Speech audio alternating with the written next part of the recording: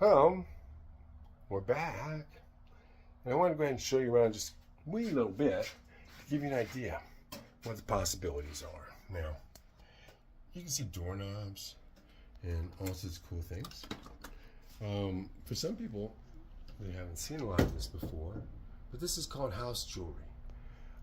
Things that you can put in your house to dress up, even hang clothes on, but also for operating your doors or for putting over your doorbell if you want to. Or if you wanted to fancy up a door and put a doorknob on it and make it a pretty room. Would you believe you can actually convert new doors into old? Some of these things are just cool. Yeah, this is actually really nice bronze. And the things that we're going to be selling, the options to be able to go ahead and pay for them in silver. Yeah, silver dimes, quarters, half dollars, and dollars pre-1965. And so that way, things that you might ordinarily make, oh wow, how much is that? Well, in this case, once upon a time, it was $55. That would be effectively 50 cents. 50 cents. So if you wanted to buy something to decorate, you could actually use pieces like this and have them only cost you $1 or 50 cents in silver. If you collected silver once upon a time, or if you just go to the store and buy it, that means you can get these things for effectively 1/3 to 1/4 of the cost of taking money and going to the store and buying silver and bringing it here to be able to go ahead and to convert it into hardware. Now, I say hardware, I mean lots of different kinds of hardware, not just any kind of hardware, but fancy hardware. Well, you normally might spend, if you're into a chapel, well, look at that. Oh, man. You might spend, on a piece like this, at least $600. But if you brought silver coins, pre-1965, oh, makes you believe you might get that for as little as $6 in silver. Look at this for a doorbell cover. You put a brand new doorbell behind here, and the little black thing sticks out. And behind you, you can have really a cheap doorbell button, but that's a way to hide it nicely. It's just one of a number of them. And many other things, pocket door hardware, for example. All of this is part of a sale. I want to go ahead and be able to convert silver coins, American coins, into value without everybody paying a bunch of taxes for all the inflation, which wasn't their fault. So if you buy in silver, I'm not going to pay you what silver is worth. I don't know, it's things like this. This is for a lamp. It's a base. But it'd be very easy to go ahead and wire it again. And there's a bunch of different types of globes. These are to go on your bulbs. If you want to just add a little umbrella to your light bulb in glass. And that's the blue version. Once upon a time, I had the little women that stood underneath that. This is the umbrella for the light for the women. Other things you might find interesting, as you go along looking at what the possibilities are for using old hardware to integrate into your projects, whether it's stained glass. I have some pretty cool stained glass. In this case, if you had some silver you saved up when you were young, and you have very little into it, rather than sell it off and take it to a coin shop, you could actually bring it in and buy stuff and get it valued at face value. What's that mean? $1 get taxed as $1. And that means that if you bought something you normally wouldn't be able to get, look at that. Isn't that cool?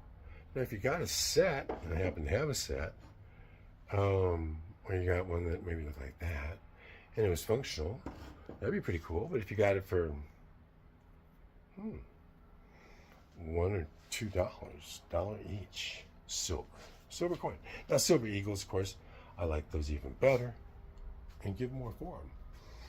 Some of the things that you'll see, even like this old billiards rack, Some of the balls are chalk balls, old balls. Or, for example, that's called a skyscraper globe. And you can see, beautiful globe, whoops, there you go. So all sorts of goodies hidden around, besides all the doorknobs. And some of the doorknobs have a lot of meaning.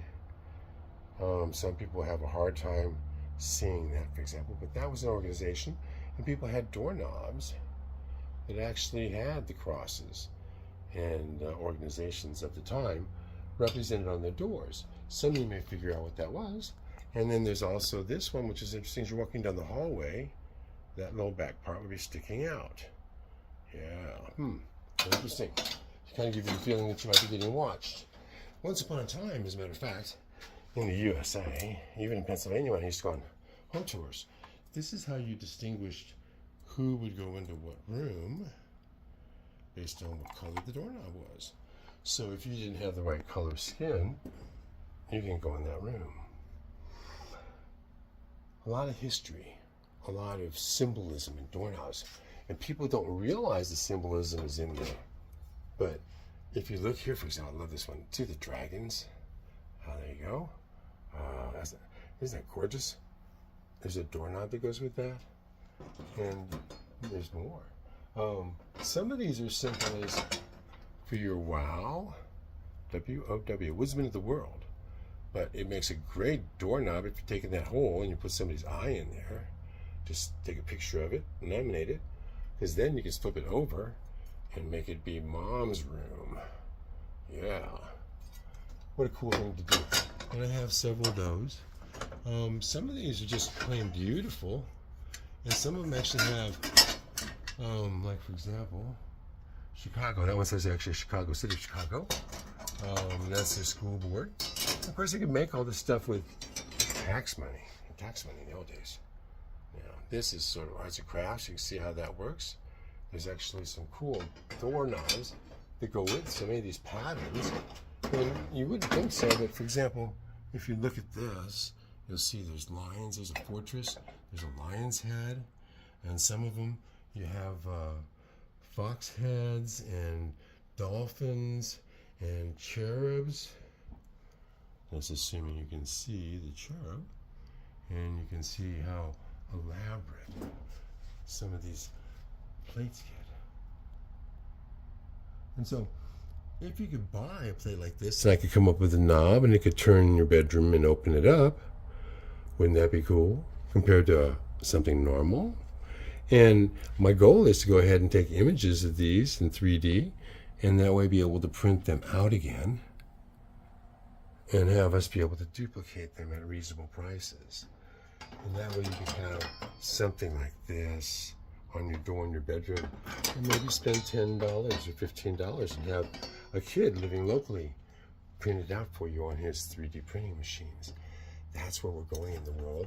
And if we do that, then something like this that would have been $195, you might get for $19.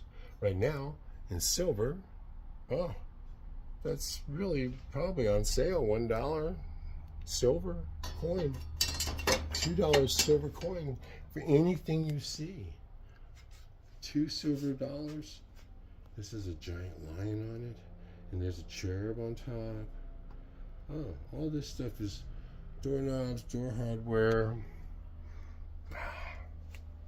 It's so nice to be able to offer this up for silver prices. Now, you know what this is. These are some of the old grills, and they actually have the ribs on the back of it so you can open and close them and use them as heating grills and other things like that.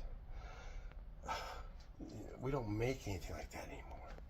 I showed you earlier that really nice doorbell. This is actually for the pocket door hardware, and I have 20,000 pieces of hardware that hopefully will go ahead and be able to get good images of it all and be able to have 3D quality printable images, so we can take a knob, whoops, and be able to take and do the fronts and the backs and make them again, and be able to have them usable, but not necessarily made out of the really super expensive materials that most people can't afford.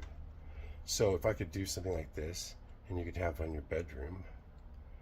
Even though it wouldn't be bronze, this is bronze, and this is available, by the way. You could have the real thing. This is a Corbin, and this was actually from 1895, and this one would be about 85 cents in silver coins. 85 cents.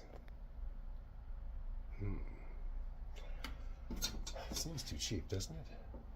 Now, wow, Woodsman of the World with a doorknob on it, or Mom's room, and just put a little picture in that hole of Mom's eyeball looking out of that room. I don't think anybody's going to bother that room. So imagine if you wanted anything from hinges to doorknobs out of glass from the 1830s, or perhaps you want to have lighting fixtures. I've got a few, and plumbing fixtures. Got a few. Ooh, can't see me, can you? So let me know. Let me know. There's so many things that you could actually be able to use.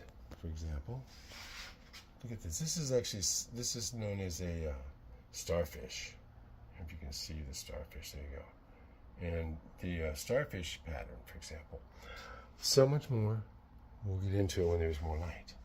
Thank you, everybody. You have a good night.